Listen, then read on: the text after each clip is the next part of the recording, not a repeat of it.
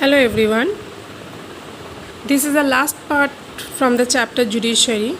In this module, I have explained about the different branches of law and a new, you can say, an important department of court, that is appeal.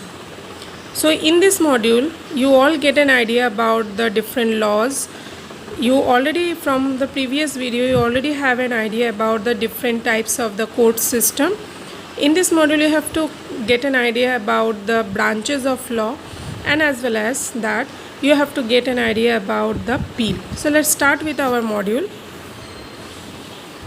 See the branches of the law. Okay, so basically in your NCERT there's it is mentioned about the two different branches of the law.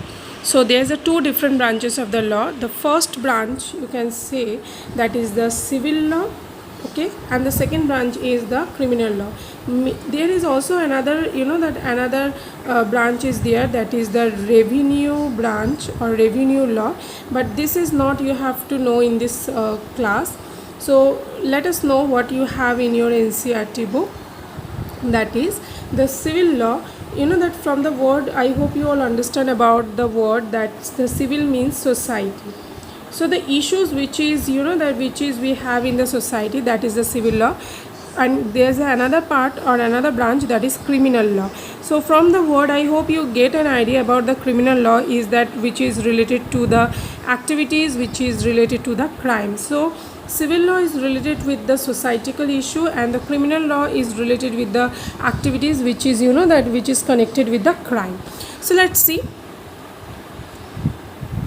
Now you have seen that that these are the picture where you have seen about the two example about the civil law and about the criminal law. So here you have seen all the matters related to family, property, contracts, some agreement issues, or if you have that if you are tortured to any particular one, that all the examples are is included upon the civil law.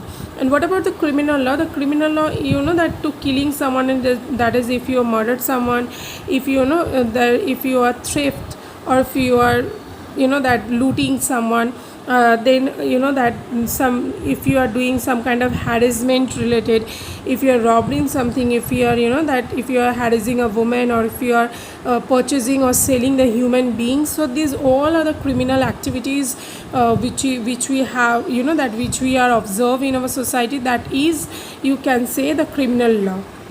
Okay, so let's see that these are all the branches of the civil law, and these are all other branches of the criminal law. Now let's see that what is the differences. We have to know that what was the difference between the civil law and the criminal law.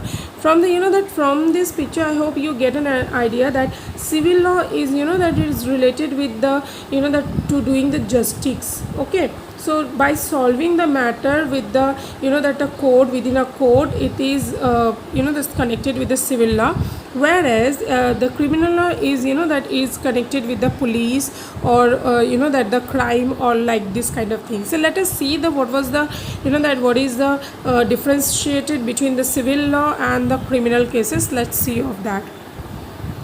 Now there's a three the three topics are there. You can say the three parts are there. The first part are defined that is indicating towards the definition and the example. The second part is talking about the that the procedure for solving that solving the matters under the particular law. And the third part is talking that it is talking about the punishment. Okay, so it is talking about all kind of that punishment it is talking about. So these are the three phases you have. By this way, from the definition, from the procedure, and from the punishment, you get and understand about the that the difference between the civil law and the criminal law. So let's see.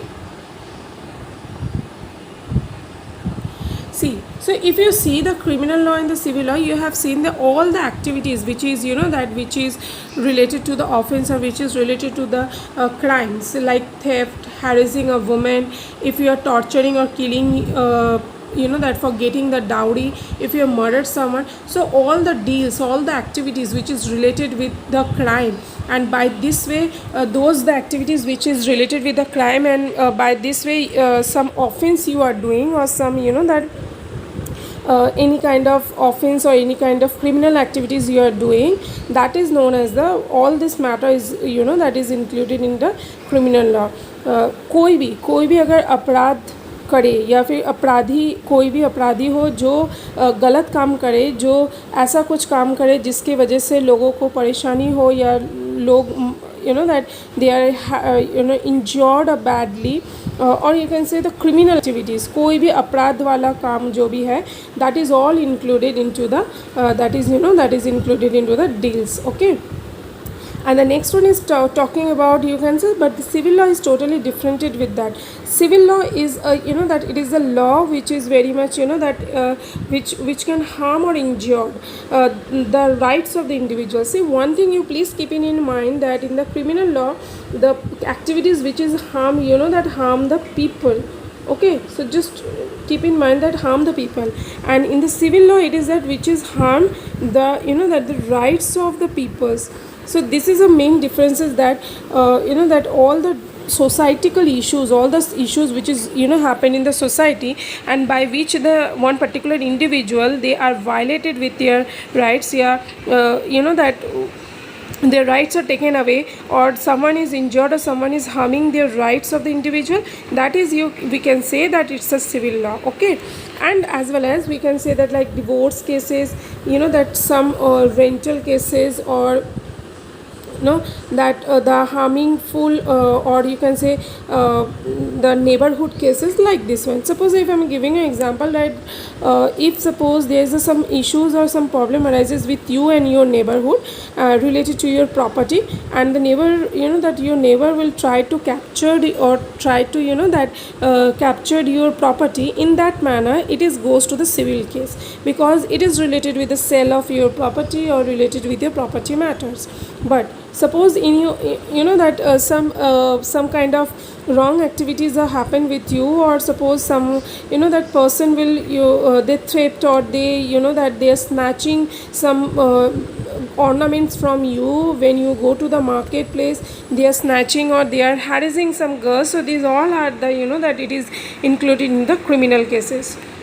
Now how it will work means, after that after just happen this kind of offense or this kind of that the issues, then how will you that how will you will go, or how will you complain, and where you have the right to go to the complain about this thing. So right now we have to know the second one, the procedures after just happened this kind of issues. So the first one is about the criminal activities. You first have to go to the police station, and you have to apply about your complaint in the form of the first information report. So you have to go to the police station, and you have to lodge, you have to that registered a complaint about from the first information report, that is what we have saying, the FIR. And then that police that they are investigated to the crime, they are that they finding out all the evidence, that what happened, where happened, who are the responsible persons. So all the investigation they are doing after getting the information, or after that lodging the cases, and then after getting all the enough kinds of evidence, then they are producing this in front of the court. Okay. So please remember that please remember one thing, that first a person, after just happened the crime, the person will go to the police station. They have to that they have to lodge FIR. They have to that giving their complaint into the as a that as a means of FIR. Then the police will investigate everything, and after the investigation, all the evidence that is produced in the court. So this all are the procedures. So please remember that after just happened the crime, the people they have to go to the police station, they have to lodge, they have to register their complaint with the help of the FIR, that is the first information report, which you have to know in details in the that in the chapter of the police and the court, that is understanding law. And then that after filing against, or after filing the FIR, the police will investigate throughout the matter. They are finding out all the evidence, they try to find out all the matters, all the incident. Then they have to go along with that evidence to the court, and that case will be in right now in the court. Okay, so but this is not happen in the that in the matter of the civil case, as civil case is not that it is not related to the crime, it is just related to the matters or to the issues which we happened we can observe into our society. So it we can directly go to the court, and that in the court we can go and pretend, that means we can register our complaint through the type of the application. By filling all the documents or by filling all the application, you can go to the court and to fill the petition, that means to register your complaint through the application, and then the court will doing this kind of things. If the court needed, then the court will give the the responsibility to the courts, to the police station, and the police will investigate after after the permission of the court. Okay, so by this way you can, I hope you can understand about the differences between the procedures of that to complain. So during the time of the criminal case or the criminal law, the you have to go to the police station, but during the time of the civil laws or civil cases, we have to go to the court by pretending or by pretend or by doing the complaint. Okay, now come to the procedures, or you can say punishment. So after everything will be happen, when it is proved that the or when it is that the guilty will be, they found the guilty, that who are responsible, or who are the that the person, those who are doing this kind of things, or you can say the that the those who are founding guilty, that is the person, those who actually done the things. So they are either they are that they are either send it to the jail, or as well as they have to give the fine.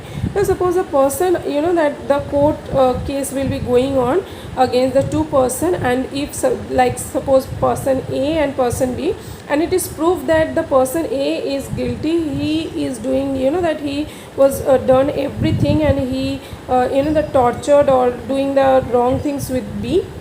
So in that case, the court will give the punishment to the A. Either they can go to the jail, or they have to give a huge amount of money, or the in many cases both thing will be happened, or the court will declare both that they have to go to the jail, as well as they have to give the money also, or deposit the money also as a name of the fine.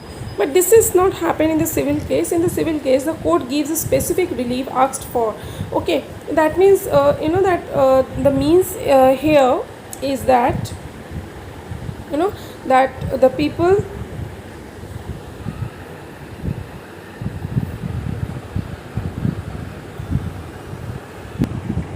now suppose I give you the one example, like suppose there is a problem arises between a landlord and the renter. Okay, there is a two person that suppose A is that it is a landlord, and B is a person who are that living into the rent. Okay, living into the house as an rent. Okay, so suppose there is a problem arises, and that the renter will not, they are not giving any kind of money to the landlord, or you can say the landlord that the landlord are they are that they are torturing to the renter. So in that matter, when the civil case will be that register into the court, so court can do one thing.